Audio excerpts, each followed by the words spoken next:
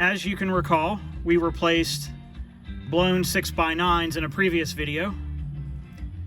So guess what? It's time to replace the door speakers in this video.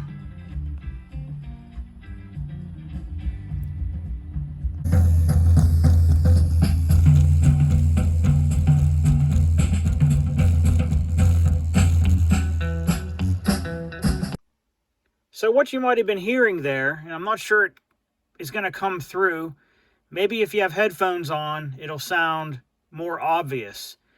But the bass notes kind of sound crunchy in that audio clip. Crunchy bass means bad speakers. So let's replace those front door speakers that are toasted.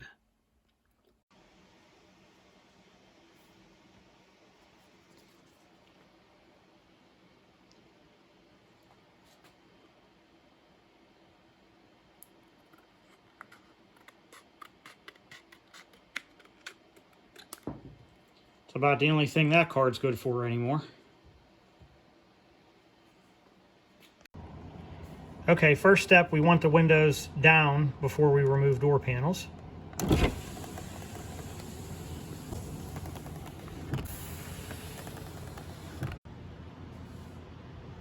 Next, it's a couple of screws. One behind the handle here.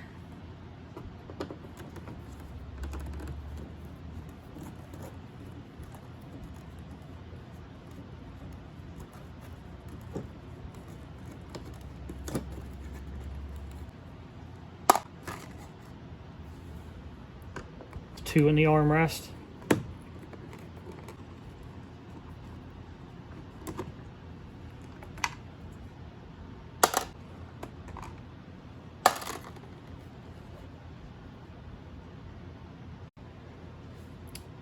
Do not remove this armrest. Leave it on there. If you try to pull it off, you're going to break the tabs in it if they're not already broken. If you're wondering what plastic tabs I'm talking about on the back of the armrest, here they are inside the door panel. There's a tab here, and then these two little clips here and here. Those are what always breaks if you try to mess with these armrests. And one more in here. So I'm not sure how much good that's doing, but that's a pretty common problem for that plastic to break away on these.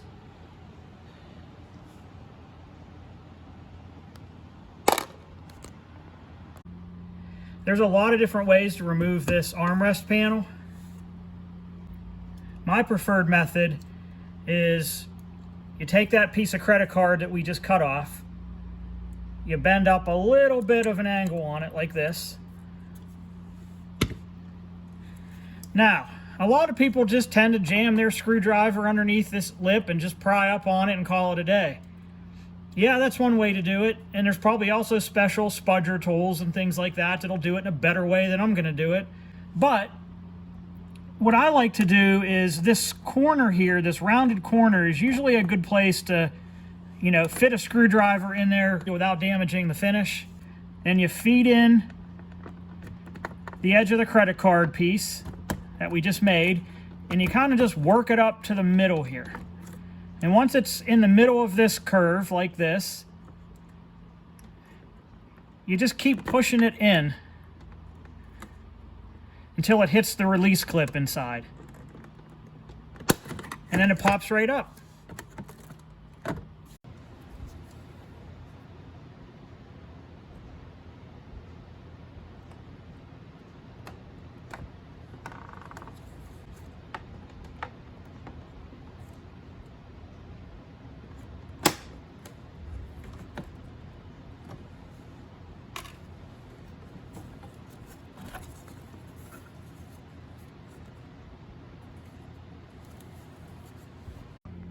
Here's what it looks like underneath.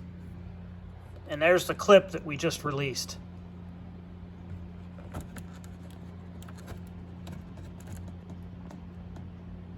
Now there's a couple of techniques to use to unplug these plugs. The common technique is to push down on the clip and kind of stuff a screwdriver in the back side here, and then you could pull it out. But if you notice, this one's already been cracked here, because that's likely what either I did or a previous owner did in the past, and it ends up cracking this, because this is very thin and it's not really good to pry on. So a safer technique is to put the screwdriver on the front side and push down on the whole screwdriver like this, and then wiggle the plug out.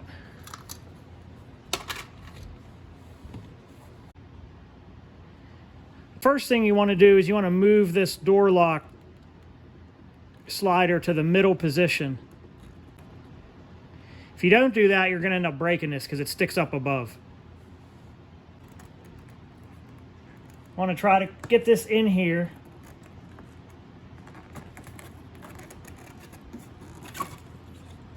And it'll just pop. The problem is the clip will get caught on the cloth or the vinyl that's along this edge. So you may have to fuss with it for a little bit.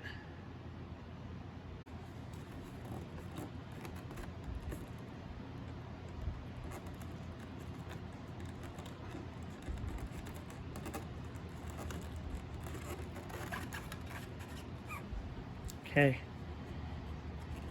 Now both sides are released. This is where this door lock slider needs to be finagled. It'll get caught up here. See how this slides up above? You want to make sure it clears all this at the top. And once you get the top clear, you can slide it back up so the bottom clears. And you reach in, you push the door handle open from the inside. And kind of just finagle this around until it comes out. Be careful with these. It's a really weird right angle clip that you need to pry the corner up. The whole thing should wiggle out like that. And now this is loose. Set that aside. So let's recap. We have all the screws out. We have all the trim pieces off.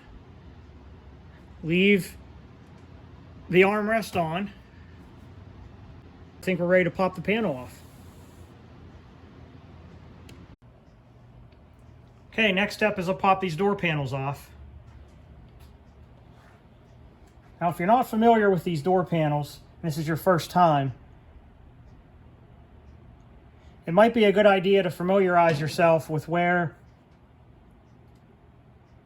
the clips are that hold this to the door. You could probably just take a small screwdriver, stick it up under here. It has to be pretty long, and just kind of run it along here. And when you get caught, like right there, that's a hard catch. Okay, you know there's a clip there.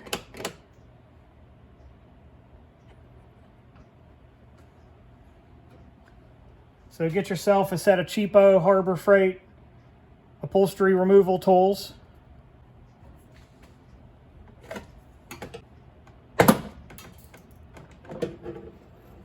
What you could do is you could pry this back a little, like this, and then look in there with a flashlight, and you can see exactly where the clip is on some of these.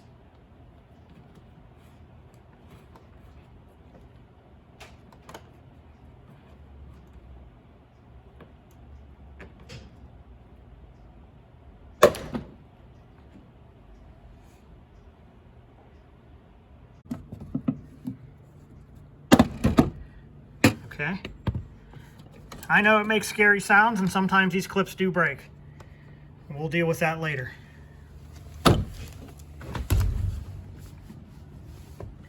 Now you also notice how easy these clips were to get off on this door panel. Your car may not be as easy because the stock clips on these are difficult. I have since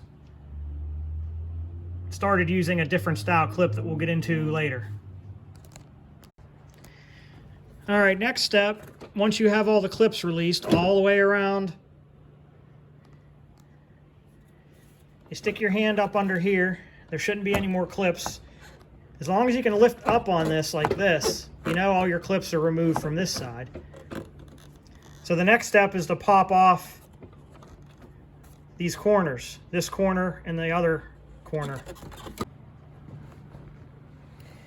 Might be easier to start on the rearmost corner, and you push up a little bit. See how it easily just comes off? There's little clips behind there, the clip under the door lip. So you just keep doing that, you keep prying out and lifting up, and the whole panel should start coming out of this track.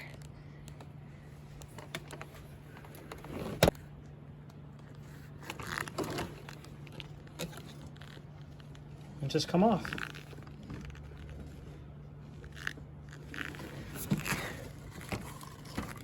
It's got to fish out these wires.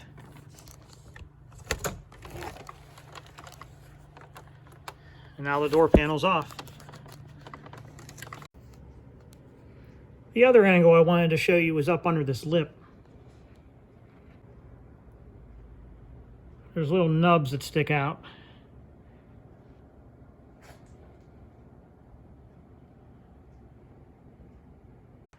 And those nubs are supposed to catch on these.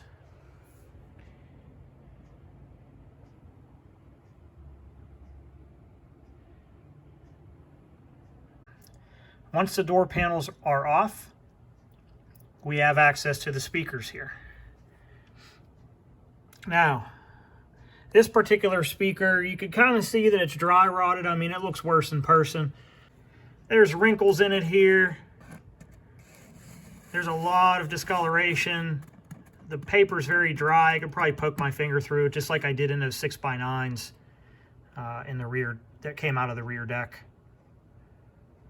So this is pretty dry rotted, and the driver's side is actually worse. Let's get on to replacing these. Now, on the 9C1 cars, this is the speaker that comes on those models. And on the Impala SS or some of the upgraded audio packages, they come with this version stock. Now, these are both stock speakers, but it goes to show you that GM did put a better speaker in some upgraded models. So here there's supposed to be a clip that holds this wire on. It's missing on this car, but normally you could just slide this out of the clip and then depress this guy and pop it out. 3 screws.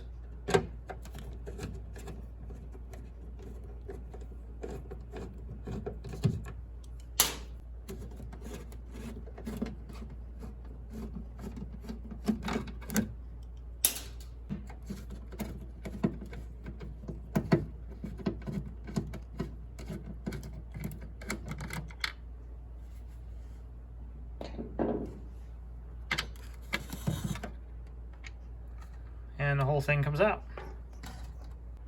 Some people opt to not put 4x6s back into these doors. One suggestion I've seen is to build a rectangular piece of wood out of 1/2-inch plywood. Maybe 3/8 will work too. And then you could cut a round circle out of it and fit a 6-inch or a 6.5-inch speaker in the same hole. And the thickness of the wood helps the basket of the speaker clear this rectangular hole. So that's one option. It's probably a good upgrade. Another option you could do is a 4-inch round speaker fits in this holder. All you would have to do if you really wanted to, use aluminum sheet metal or steel sheet metal and cut yourself, an adapter to fill in that gap in the bottom. Now, this speaker I have in my hand here is an ancient Patros, made in the USA. They don't make these anymore, and I only have one. The other one out of that pair is dead, so I can't put these in this car as much as I'd love to. They're just way too old. you know, from the 90s. They were my favorite speaker company back then. Now these Polk audio speakers do not fit all the way in this stock enclosure properly. You know, that's what you get for aftermarket stuff. Sometimes there's just a little bit of clearance issues you gotta overcome. This original speaker is 3 3/4 inches wide for the inset.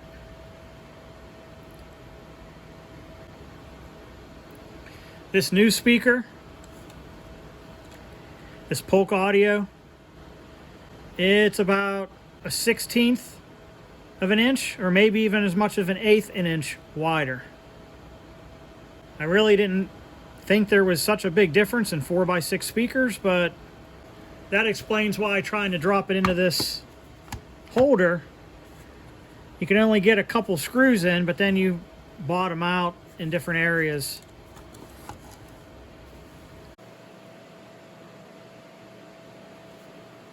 So what if we use some of this stuff? This insulation foam. And we use it to take up the extra space. To be honest with you, I think it'll work just fine, but we'll find out.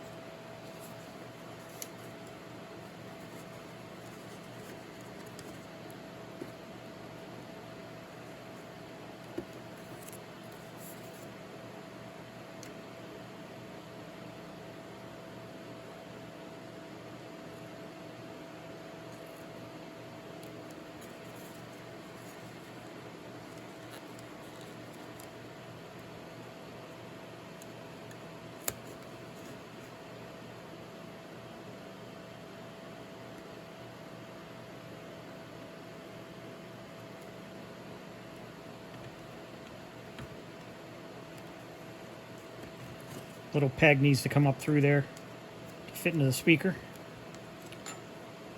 Now, if you noticed, I left little gaps to make sure the screw holes were exposed so I can get the screws started. This doesn't need to be an airtight connection because, well, this vent back there, this isn't a sealed enclosure, and it just needs to not rattle. This foam should do a perfect job of holding the speaker in and not letting it rattle.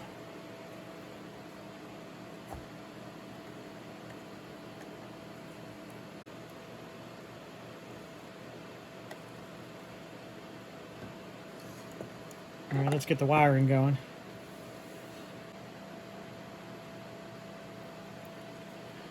So we saved the plug off the old speaker.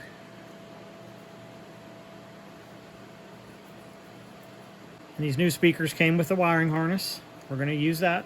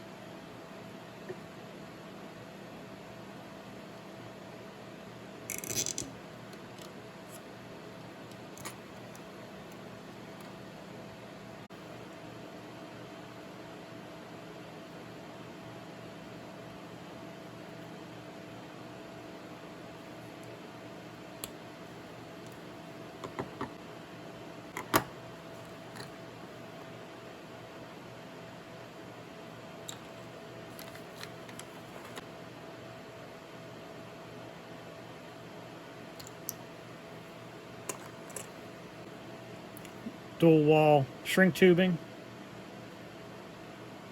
Marine grade, has the sealant in it to seal out water.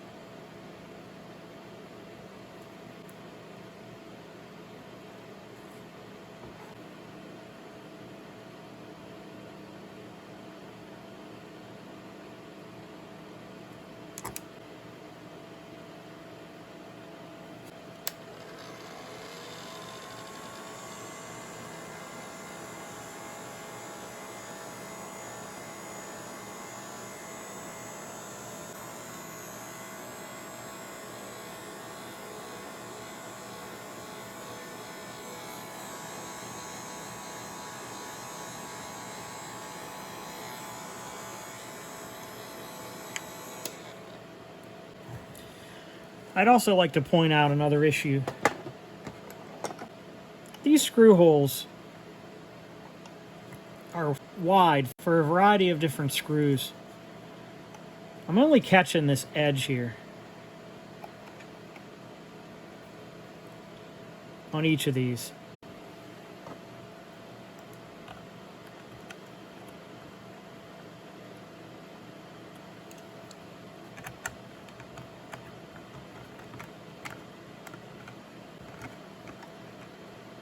And last but not least, this hole. Just going to use one of these pointy self-tappers.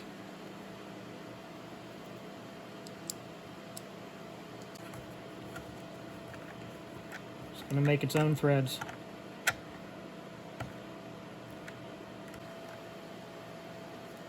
This wire is a little bit pinched in here, but I don't think it's awful.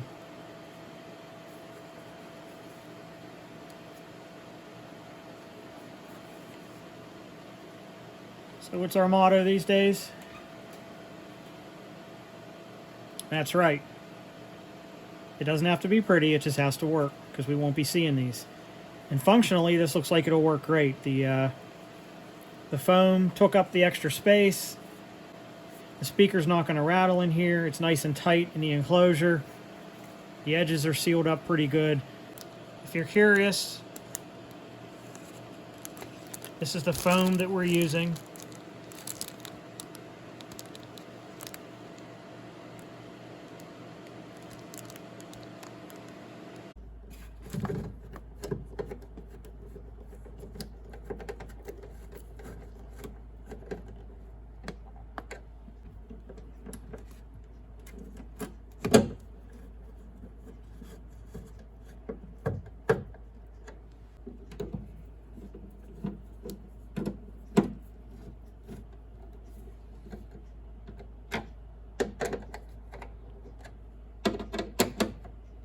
Make sure these screws are fairly snug.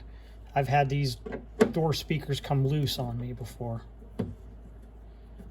And it's also easy to strip them like I just did for this one. Great.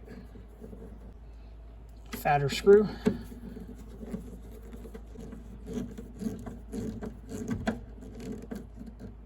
Perfect. Plug this back in.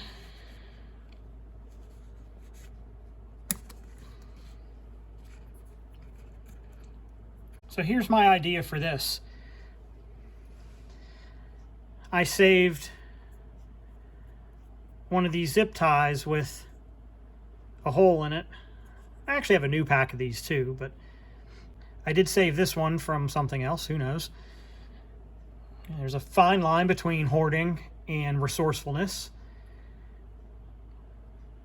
As long as you have room to store it in an organized fashion and you can find it, it's not considered hoarding. So this type of hoarding has never let me down yet. Yeah, most people would just thrown this away after they were done with it. So what's interesting about this is there's a threaded hole right below where that clip used to go. Right here. And remember we stripped out this screw, putting the speaker in one of these guys. So let's use this hole for that zip tie. And the whole reason I'm doing this is to prevent rattling. I was just going to leave this plug dangling there, but the way this one's dangling, I think it could hit the door panel and rattle around. So I think if we just put one of these guys on here.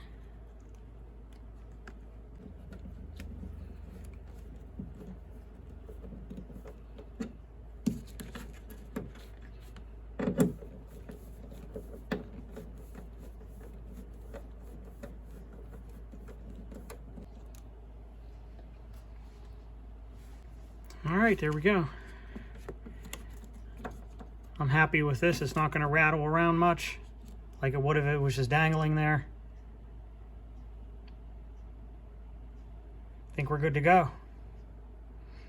Let's get the door panel back on.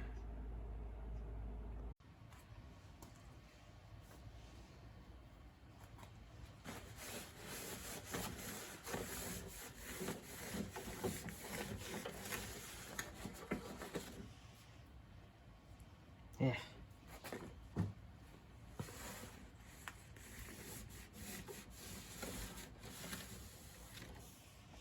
This is just a rag with and a bucket, some little bit of laundry detergent, just a real light amount. My favorite cleaner because it cuts through dirt and grime really well and doesn't leave any residue. Not good to use on the outside of the car though, it'll strip wax.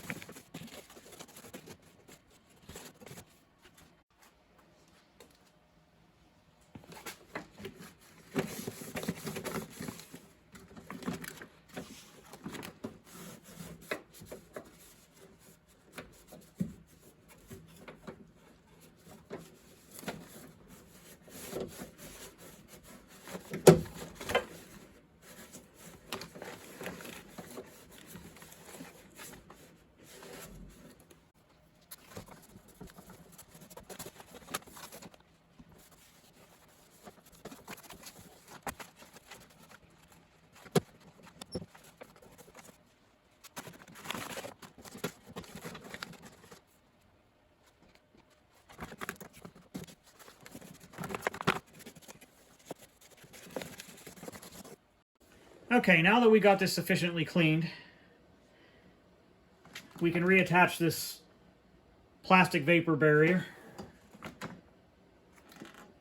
Now there's still a good amount of stickiness to this stuff. Once you clean all the dirt off, it tends to want to stick a lot better.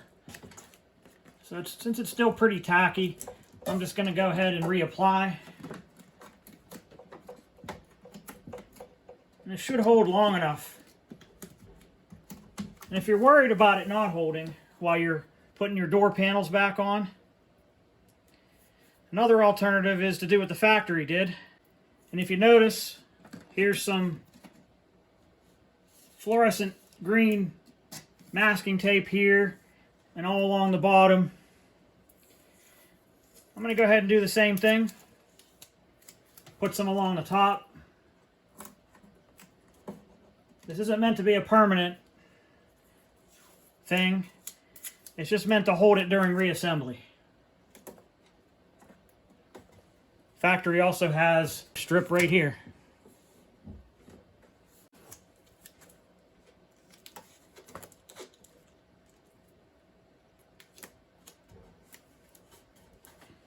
You don't have to do this step. It just helps. Another thing you could do is get some of this 3M Super 77. It's about the closest thing to the sticky stuff that holds this plastic on. But it also makes a big mess trying to apply it, so we're just going to go ahead and skip that today. The plastic seems to be staying put on its own well enough. It doesn't have to be pretty, it just has to work. Now, reinstalling the door panel is generally the reverse of removal. Yeah, I know that's a very helpful thing to say. But what we're going to do is we're going to snap the top end first. Hang it on there. Make sure this is snapped in good here.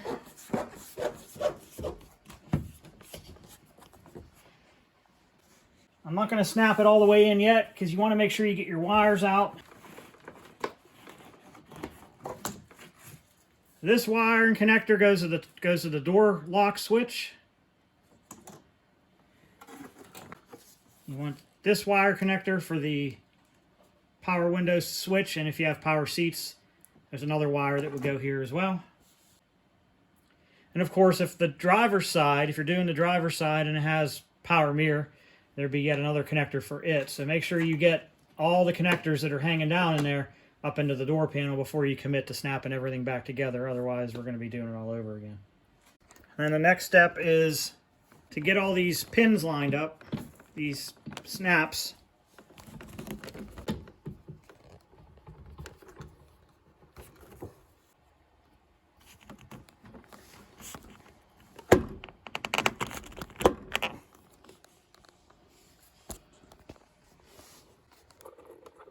Now here, it's going to be harder to show on camera. So I'm just going to use my finger and let it kind of tell me where the hole is. Oh, the jokes. So that one's lined up. Snap that one in. Now since we're using those Ford clips, you hear like a nice snap for the first click. And that's what we're going to do for each of these. So there's another one here. Again, line it up with the hole. One click.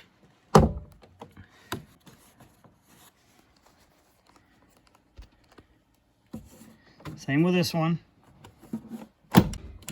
One click. If you're using the stock GM ones, you're not going to get those clicks. So you're just going to have to get them lined up and just push them in. So let's finish and do the second click.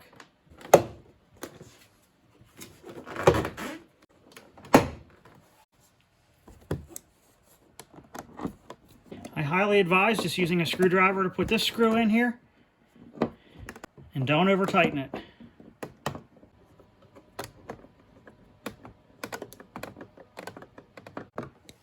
And there we go.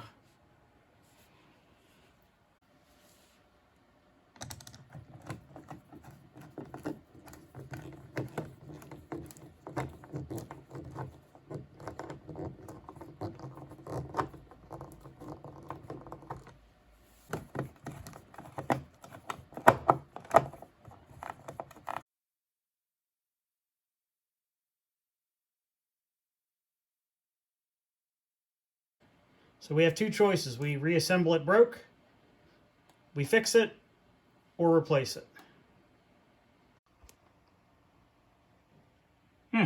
Door switches and panels. Okay, that seems promising.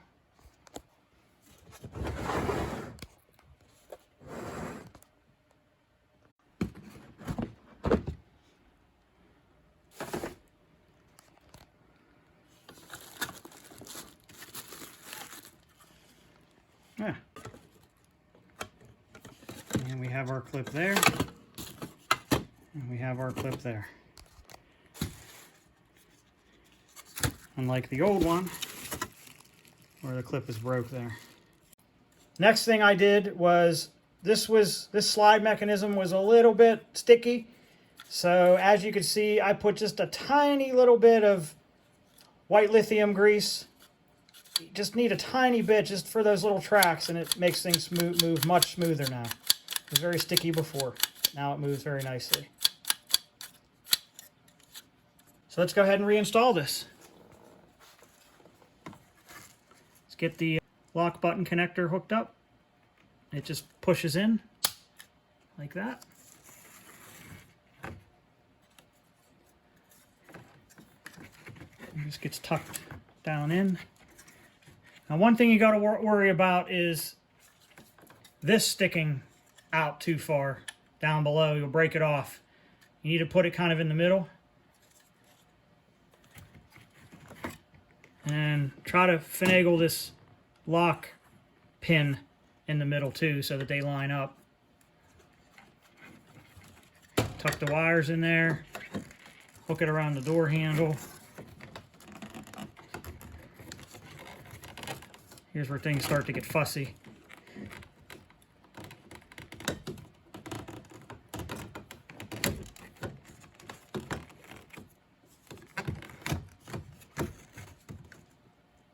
Again, watch where this is. At this point now, you probably are better locking it, pushing it down, and lining it up.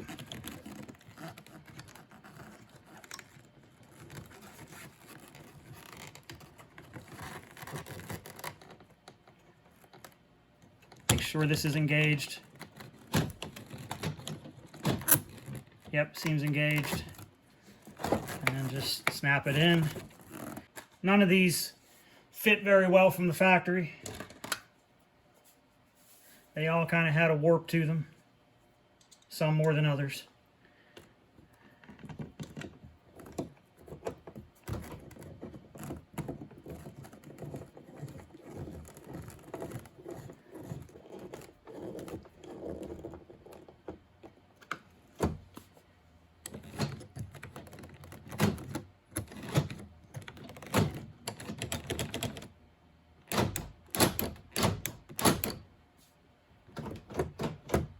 Okay, perfect. Let's move on to this guy. Okay, same rag that we used before. It's just lightly damp with that water and a little bit of laundry detergent. We're just going to wipe this down good. While it's off, it's easy to get into all the nooks and crannies. You know, a lot of schmoo can build up under these edges and stuff. This one's not too bad. Don't forget behind the ears. In here with all the delicate bits. Be careful. Try not to tickle. Get in here. Lots of schmoo and sticky stuff likes to live in there. Especially down in these crevices here. You can use other detailing brushes and things like that to get down in there real good. The other nice thing I like about using this laundry detergent mixture is that it doesn't hurt. No, I wouldn't scrub it, but it doesn't hurt the silk screening on here. A lot of cleaning products will take this silk screening right off. So just be very careful. You know, these cars are so old now. That silk screening is not on there very good anymore. To dry this off real quick with a dry paper towel.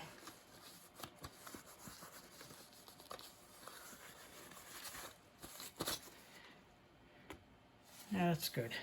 To reinstall, we just hook up the wire here. It just snaps in to the window switch, like so.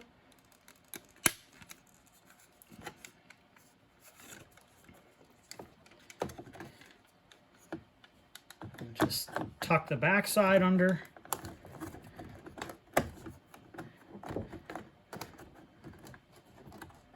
And And just snap in the front side.